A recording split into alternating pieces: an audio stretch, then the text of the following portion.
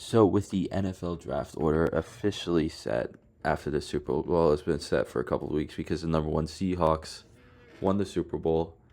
Congratulations to them. Now it's mock draft season. So, let's go mock drafts. Let's have a lot of fun. Had a lot of fun making this one. Did a lot of things that normally I wouldn't do. I know I can't really show that because it's only my second mock draft. It's no different, really. Anyway, first pick, Fernando Mendoza. Not a lot to say on it. I like Fernando Mendoza as the number one quarterback. That's really all I want to say because he hasn't really been compared to the quarterbacks in his draft because he's so above the rest of them. He's like 2 or 3 tiers above Ty Simpson, who I would have my quarterback too. And so he's been compared to other quarterbacks, and that has led him to be thought of worse than he actually is. But he's definitely a worthy quarterback one. Raiders get their guy. Jets at 2. I think out of the three edge rushers, I think Bain would probably be the third most likely to go, and it's really to do with the arm length, and the whole arm length thing got really displayed on the biggest stage it possibly could because Will Campbell just had a terrible game, and he had extreme arm length concerns coming in to the draft last year. I know 22-year-old rookie, still guys in the trenches, arm length matters, first contact matters so much. But you take Jermaine Johnson in the first round, you take Will McDonald in the top 15. So let's just make Ruben Bain play outside, play inside a lot, and just not have him be a traditionalized rusher. I think a lot of teams would play him inside a good amount, but let's just say the Jets do that and draft Ruben Bain here at 2. Cardinals at 3. I think tackle would be the most consensus, but I kind of want to go away from consensus a little bit in this mock draft. And I know it would leave a bad taste in Cardinals fans' mouths to draft another guy who could be thought of as a tweener. And I'm referencing Isaiah Simmons, who 6 years ago they drafted in the top 10, and he ends up being a humongous bucks for them. Use him. But they've had 2 head coaches since then, 3 even. Whole different staffs. Hopefully these guys would know how to develop Arvell Reese into being either, you probably think an elite edge rusher if you're drafting him at 3 or an elite. Titans at 4. And David Bailey screams at you to be drafted here, right? But who cares about having a great edge rusher if we can't develop our quarterback? I think developing Cam Ward should be priority number 1 here. And you have Chimere Dike, Van Jefferson, Calvin Ridley, and Alec Iomanner as your receiving core. You invested a lot in your offensive line already. You took J.C. Latham top 10 a couple years ago. You paid Dan Moore a lot of money. Your interior is good. So you really just need the help at wide receiver. So let's take Kyle Tate here to give Cam Ward a true number 1 receiver. Giants at 5. I'm not going to go tackle here because I'm just going to operate as if Jermaine Illuminor is going to stay a Giant. It'd be malpractice to not sign back Jermaine Illuminor.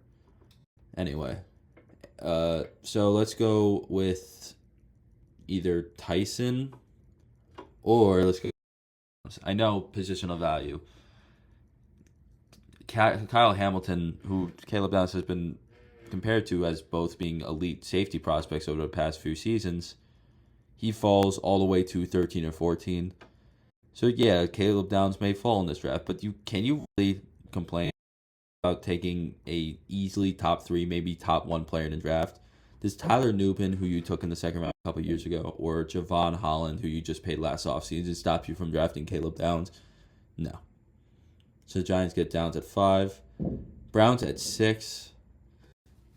It's either, what do you feel comfortable with? Do you want to draft Tyson here at 6 and then draft tackle at 24 or 39, or do you want to draft tackle here and draft receiver at 24?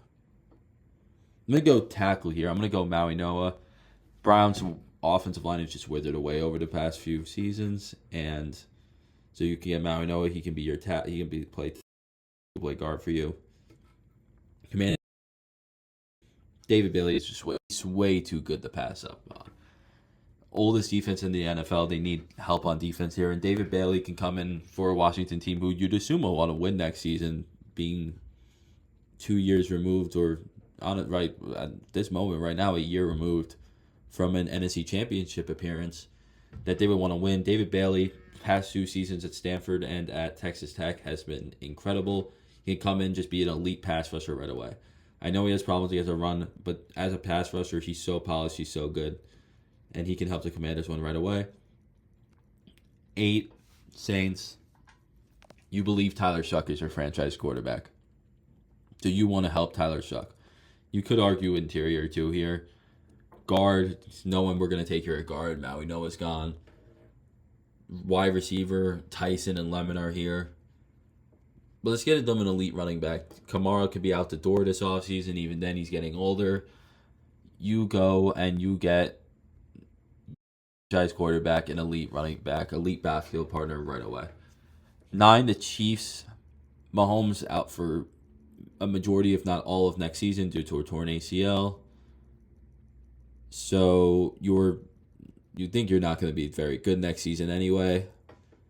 Let's get them. Since Tyreek Hill left, they have not had an elite. I know they've won 2 Super Bowls with said not elite wide receivers. I'm doing quotes that you can't see. But getting Mahomes the number 1 receiver again, just imagine that. I know we've seen it before, but it's been a little bit. So let's get them Jordan Tyson, who falls because of injuries, torn ACL, shoulder, collarbone, you name it. He's, sadly to say, he's made of glass. He just can't stay on the field for over half the snaps he's played in his college career, around that. But when healthy, he's a true number 1, and the opportunity to get Mahomes a number 1 wide receiver again, not have to do it by spending a ton of money or trading assets to get a guy who's already making a lot of money, like an A.J. Brown, or spending on an Alec Pierce. You go, they can't even afford that anyway. And so you get Jordan Tyson here, rookie contract, have an elite wide receiver from Patrick Mahomes. 10, the Bengals. I'm going to help them with their interior. Just get Peter Woods. He's super talented. Had a bad 2025. Same with pretty much everybody on that Clemson team. There's only a couple of guys whose draft stocks have risen from that Clemson team. But his 2024 was elite. His 2023 was elite. He was a former 5-star, pretty sure. And you're banking on the talent here. You're hoping you can unlock his form from a couple years ago. Dolphins at 11.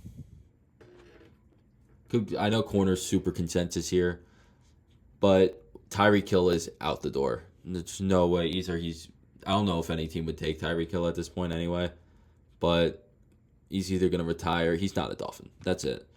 Jalen Waddle, he's a trade piece. He can definitely be traded this offseason. I don't think he will, but he could. You don't have a quarterback right now.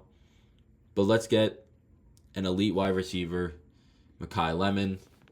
Small, not a lot of bursts, but gosh, he's such a good route runner. Super smart route runner, especially in zone. Maybe wide receiver with Jalen Waddle is a little rich here at 11, but the opportunity to get a player like Lemon, still feel happy about it. Cowboys at 12.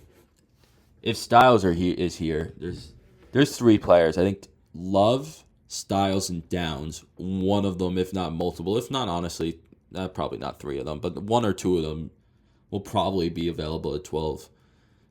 This draft is really going to be nice for the Cowboys. This number 12 pick, the Cowboys have the opportunity to get someone really, really good at positions of need. I meant they need safety, linebacker, and running back. Those are arguably the 3 best players in the draft.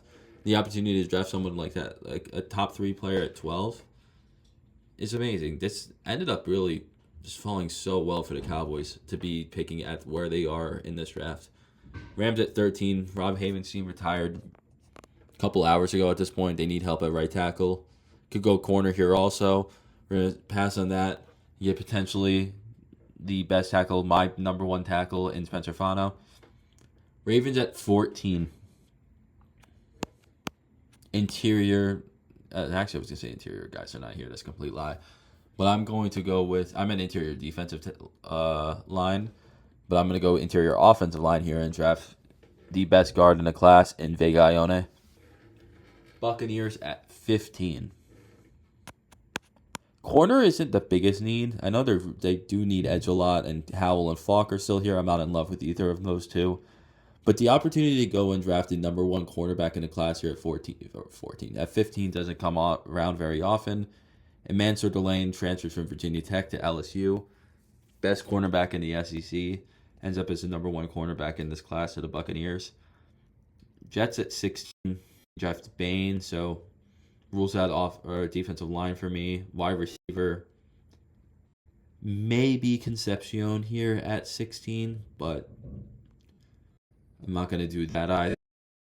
So that really leads just drafting a cornerback. There's only one cornerback I would draft, and that's Jermont McCoy. You trade Sauce Gardner for this pick. When you did it, what were the Colts projected to pick 29, 28, 32 even? So that's what the pick you traded for, and you thought you were trading for a late 20s pick. Colts ended up losing a ton of games, and here they are at 16 with the ability to draft Sauce Gardner's replacement and potentially a top 5 pick, if not for the torn ACL that kept him out of 2025, Jermont McCoy. And you know what? He's going to be ready for everything. He was able to play for Tennessee in November because he tore it in the spring. When did he tear his ACL? Pretty sure it was spring ball in 2025. Not completely sure. But he was available to play for Tennessee in November, but they were like, nah, we're not in the playoffs. Go get healthy for the draft, which he will be. Can come in rookie camps, OTAs, all that, especially by the season, be ready for you. Lions at 17. Say it every time. Hate this pick. Hate making this pick. Never know who to pick here. Let's go. We're going to go Caleb Lomu here at 17. Vikings at 18. I'm going to go Caleb Banks. I'd love making this pick. I don't know why. Well, I do know why because I'm going to explain it. So, you invest a lot into your interior defensive line, especially last offseason. But they're getting older. And Caleb Banks, he has so much potential. 6'6", he's also a redshirt senior, so he was in college for a minute. He doesn't play for the first 9 games of 2025, comes back for the last 3, and he looks good. He goes to the Senior Bowl, he dominates. Shows the player that we thought he could be going into mock draft season, and then obviously the injury had him fall a bit, but he's rising back up. So he gets a couple years to learn, can come in after those guys retire or leave, and hopefully be elite for the Vikings. 19, Carolina. I'm going to go with Caden McDonald here. He's so good. Caden McDonald is really good. Panthers need help in their interior and draft McDonald here at 19. Cowboys at 20. So it's going to be an edge rusher. I'm thinking, let's go through it. Let's walk through it. So Cassius Howell, you draft Ezraku, who last year, who undersized, he had a good season, and he had length too. Howell's small, productive but small. He can get after the passer though, but I don't think you want that. Falk, he can't get after the passer very well. Only 2 sacks in 2025, but he's gonna come in. He can come in and be immediate impact against the run game. He's super big, a lot of potential. We can go T.J. Parker, who struggled in 2025. It's again as much of Clemson did, but had a really good first 2 seasons at Clemson. Former 5-star. So much potential. Had a great Senior Bowl too. And being like the only true 3-down edge rusher is the reason I'm going to take T.J. Parker here at 20. Steelers at 21. Aaron Rodgers could actually be coming back. It's the rumor going around. Packers never gave him a receiver in the first round. And if it's Rodgers, if it's not, they still need receiver. So let's go and grab them. Casey Concepcion from Texas A&M. Having a guy like Calvin Austin wouldn't stop you. Similar-ish play styles. I mean, they're both super explosive. Smaller guys. Austin's a free agent even if he comes back. Concepcion's a much better player. At NC State, I don't want to say terribly, but NC State not being like the best team in the world and having a player like Concepcion, we're like, we got to get the football in this guy's hands as much as possible. So he was used as a gadget player. He had 41 carries, I think, and he even threw a pass. He has like 5 pass attempts at NC State over 2 seasons or something. Texas A&M, they're like, nope, you're a traditional receiver. That's how we're using you, and he shined. Him and Mario Craver were one of, if not the best. I think Ohio State had a better wide receiving duo. Steelers go and get a nice complimentary receiver with DK Metcalf to hopefully help out Aaron Rodgers or whatever free agent they end up signing. Chargers at 22 has to be guard. What if there's like some disastrous situation when like Pregnon gets taken before? I don't think Pregnon would get taken before 22. So that's going to be my pick here is Emmanuel Pregnon to play guard. Just anything to help out that interior. You hope Joe Alt and Rashawn Slater are healthy so you don't have the worst offensive line in football next year. Eagles at 23. Offensive line could become a huge need with the amount of guys, with multiple starters saying they want to retire. Let's replace one of them in Lane Johnson, or maybe not replace. If Lane Johnson said he's considering retirement, that means it's going to happen soon. He may have, even if he doesn't retire, have 1 or 2 more seasons left. So let's get either an immediate starting tackler for them or close to it in Monroe Freeling. He can go and he can learn. I know Stallin's not there anymore. You hope you can develop him still, learn under Lane Johnson, Mailata, to 2 damn good on the offensive line. And then once Johnson leaves, he may not even become a manager if he retires, but still. If he does stay, once he leaves, you have Monroe Freeling there. So this is seemingly more of a pick for the future for the Eagles. Round of 24, we took the tackle for them, tackle/guard at Maui Noah. Let's take the receiver and let's give them Denzel Boston. 6'4", big body. You were hoping that to get a top pick next year and be able to draft a quarterback because, let's be honest, Shedeur Sanders, Deshaun Watson, or Dylan Gabriel are not going to stop you from drafting one of the top receivers in next year's draft. You take Maui Noah, you take Boston, you give them a good landing pad once they're drafted. Bears at 25. Edge rushers have fallen. Howell's here, Fox here, Mesidor's here.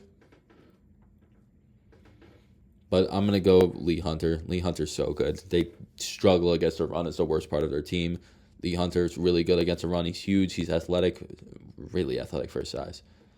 So good at the Senior Bowl that he was like, after the practices, I'm out of here. Don't need to play in a game.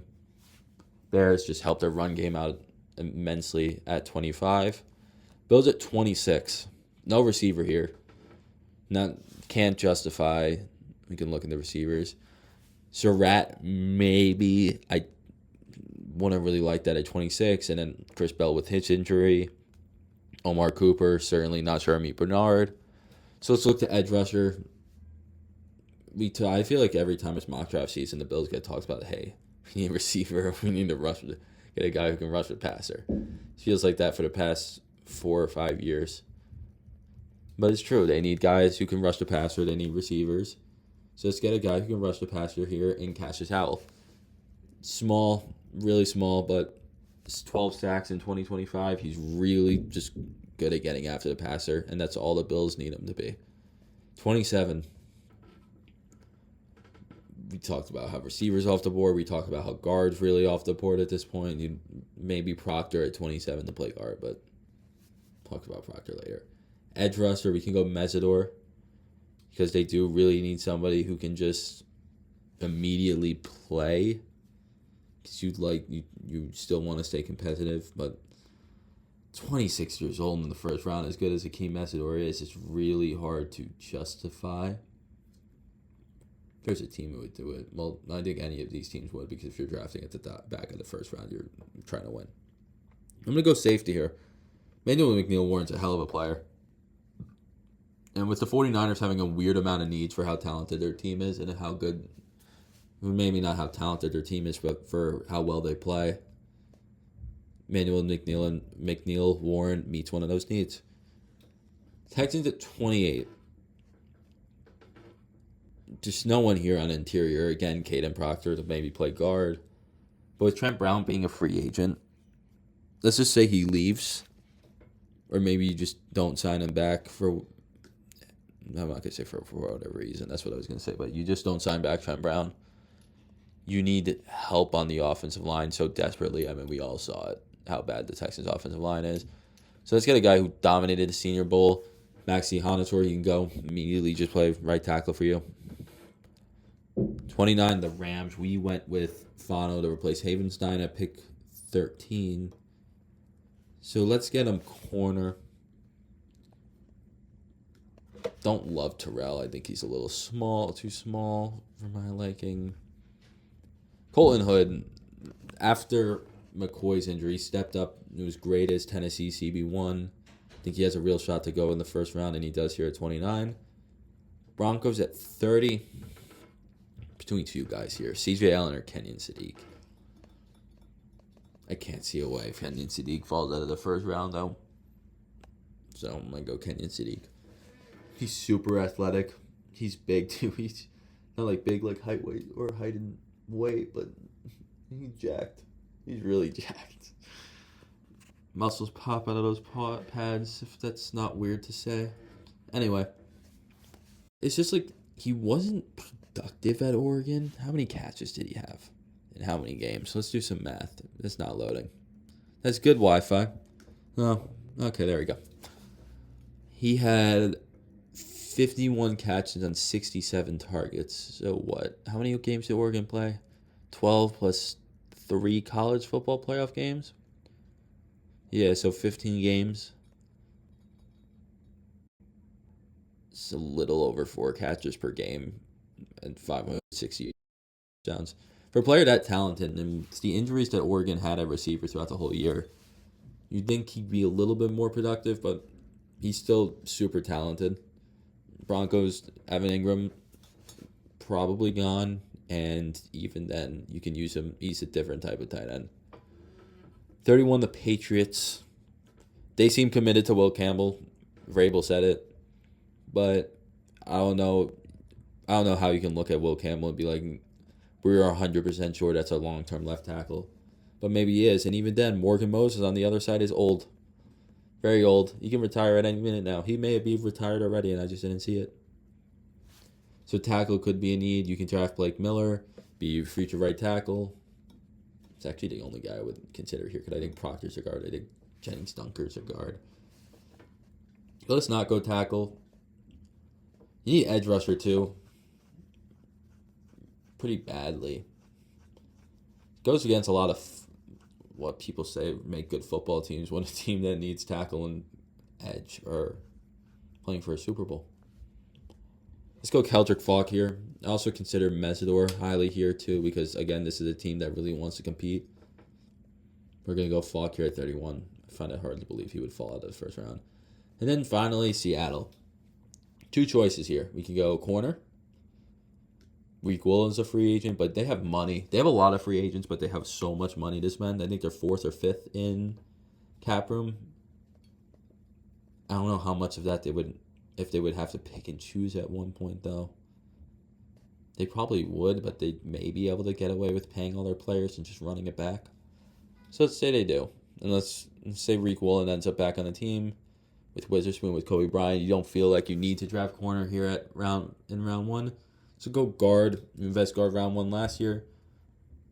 It's still a need. Interior is still definitely a need. Let's do it again. Let's take Caden Proctor, who I don't like Caden Proctor. I don't view him as a tackle. He doesn't move that well. He moves better as a than he does as a tackle, and that would be forgivable with how big he is. But he's not like he's just not as powerful as he should be. And some of these bigger tackles who can't move just end up flopping. Like, look at Evan Neal. I know they put 2 Alabama tackles, but still, he's gonna. I don't even know if a team will pick him up. He's a free agent. So you grab him at guard. If an injury happens, he's experienced at tackle, 3-year starter at Alabama. You can play him there, and that will conclude this mock draft. Me personally, kind of like it. A lot of stuff I haven't done. Like, probably 27 of these picks, I never picked them there before. Maybe a little less, more like 25. So, yeah, thank you all for watching.